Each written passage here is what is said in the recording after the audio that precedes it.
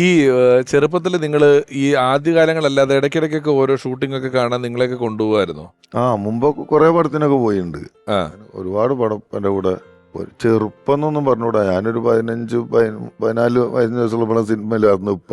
അപ്പൊ ചെറുതെന്നൊന്നും പറഞ്ഞൂടാ. ഓ ഇല്ല, നിങ്ങൾക്ക് ഈ ദൂരെ ദൂരെ ഒരു കൂട് വിട്ടാക്കുമ്പോ 15 വയസ്സൊക്കെ ആയിട്ടുണ്ട്. ആയിക്കണ്. 15 വയസ്സായില്ല. 87-ലാണത്. 89 SLC ചെയ്തത്. 13 വയസ്സ്. അത് കഴിഞ്ഞിട്ട് സിനിമ ലൊക്കേഷനുകളിലൊക്കെ കാണാറും പോകാറൊക്കെ ഉണ്ട്. പഠിക്കുന്ന സ്ഥലത്തൊക്കെ ഈ മാമുക്കോയുടെ മകൻ എന്നൊക്കെ പറയുന്ന ഒരു പ്രിവിലേജ് കാര്യങ്ങളൊക്കെ ഉണ്ട്. പ്രിവിലേജ് അങ്ങനെയൊന്നുമല്ല, എന്നാലും പ്രിവിലേജ് എന്ന് പറഞ്ഞത് ഒരു പരിഗണന എല്ലാവർക്കും. താരപുത്രൻ ഒരു മീഞ്ചന്ത സ്കൂളിലാണ് ഞാൻ പഠിച്ചത്. അപ്പൊ അവിടെ ഒരു തവണ ഇപ്പൊ വന്ന് ഞാൻ അറ്റൻഡൻസ് പ്രശ്നങ്ങളൊക്കെ ആയിട്ട് പിന്നെ വിളിച്ചപ്പോൾ അയാൾക്ക് അതുവരെ അറിയില്ല എങ്ങനെ ഞാൻ ഇന്നാളെ മകനാന്നൊന്നും അറിയില്ല. ഉപ്പ വന്നപ്പോഴാണ് അയാൾ ഇത് അറിയണത്. അപ്പോൾ ഉപ്പ വന്ന് ഒരു മാരുതി കാറുണ്ട്, അന്നൊരു 800cc കാറാ. ഉപ്പ വന്ന് പോകുമ്പോ അതിന്റെ 4 ടയറും കുട്ടികൾ കാറ്റ് വെച്ചിട്ട്. ഉപ്പ വന്നതൊരു സൈക്കിളിലാ. ഉപ്പ വന്നൊരു സൈക്കിൾ ഇങ്ങനെ കാറിന്റെ സൈഡിൽ വെച്ച് പോയതാ. അപ്പൊ പിള്ളേര് വിചാരിച്ചത് ഇപ്പൊ കാറിലാ വന്നാ. അപ്പൊ വന്ന് സൈക്കിൾ എടുത്ത് പോവുകയും ചെയ്തു. അങ്ങനെ അന്നൊരു സൈക്കിൾ ഓട്ടിട്ടാ നടക്കലിപ്പ. അന്ന് അങ്ങനെ ഒരു ഉപദ്രവിക്കുന്ന ഒരു മൈൻഡ് ഉണ്ടല്ലോ അന്നും. നിസാർ നല്ല പഠിക്കുന്ന ഒരു കുട്ടിയായിരുന്നോ? SSLC 2 പ്രാവശ്യം ചെയ്തില്ല പാസ്സായത്. ഒരുപാട് പിന്നെ ഇപ്പൊ വാശി പിടിച്ച് ജയിച്ചിട്ട് നിർത്തിക്കുള്ളൂ. അപ്പൊ പിന്നെ ജയിക്കലും നിർബന്ധമായിരുന്നു. അങ്ങനെ ഇപ്പൊ 10ാം ക്ലാസ് വരെ പഠിച്ചു. പിന്നെ സിനിമയിലേക്ക് വരുന്നതിന് മുമ്പായിട്ട് വേറെ ബിസിനസ് വല്ലതും ചെയ്തിരുന്നോ? എത്രയോ ചെയ്തു, എനിക്ക് ഓർമ്മ തന്നെ ഇല്ല. ഒരുപാട് കുറെ ഇപ്പൊ മരിക്കുമ്പോ ബഹ്റൈനിലേന്. അല്ല, ഞാൻ ചോദിക്കാൻ കാരണം നമ്മുടെ കൂടെ വരുമ്പോൾ പുള്ളിക്കാരൻ ഒരിക്കലും തമാശ പറഞ്ഞിട്ടില്ല.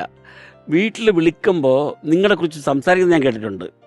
അപ്പൊ അതിനെക്കുറിച്ചാണ് ഞാൻ ചോദിച്ചത്. പഠിക്കാൻ മിടുക്കനായിരുന്നോ ഇല്ലേ എന്നുള്ളത് ചോദിച്ചത്. ഇപ്പൊ വായിക്കൊക്കെ ചെയ്യും ഞാൻ നന്നായി. എനിക്ക് നല്ല അറിവും വിവരമൊക്കെ ഉണ്ട്, പക്ഷേ വിദ്യാഭ്യാസം കുറവാ. പക്ഷെ മാമുക്ക നന്നായിട്ട് പഠിക്കായിരുന്നു. അല്ല, ഇപ്പൊ 10ാം ക്ലാസ്സാ ലാസ്റ്റ്. അതെ, അതാണ്. പക്ഷെ എന്തായാലും ക്ലാസ്സിൽ അന്ന് 10ാം ക്ലാസ് ഇപ്പൊ പഠിച്ച സ്കൂളിൽ AKG മാസ്റ്റർ MMH കോഴിക്കോട്. നമ്മള് പഴയ AKG കമ്മ്യൂണിസ്റ്റ് പാർട്ടിന്റെ സഖാവ്. 10ാം ക്ലാസ് ഇപ്പൊ നന്നായിട്ട് എഴുതും, തമിഴ് എഴുതും, വായിക്കും. തമിഴ് നന്നായിട്ട് എഴുതാനും തമിഴ് നല്ല ഹാൻഡ് റൈറ്റിംഗ് ആണ് കേട്ടോ. മലയാളം കുഞ്ചട്ട പറഞ്ഞു രസമായിട്ടുള്ള ഞാൻ കണ്ടിട്ടുള്ളത്. ഭരണിക്കാവ് ശിവകുമാർ പാട്ട് എഴുത്തുന്നില്ലേ, അച്ചടി പോലെയാണ് അയാൾ എഴുതുന്നത്. അതുപോലെ അതിന് വെല്ലുന്ന രീതിയിലാണ് മാമുക്കട ഈ എന്ന് പറയുന്നത്.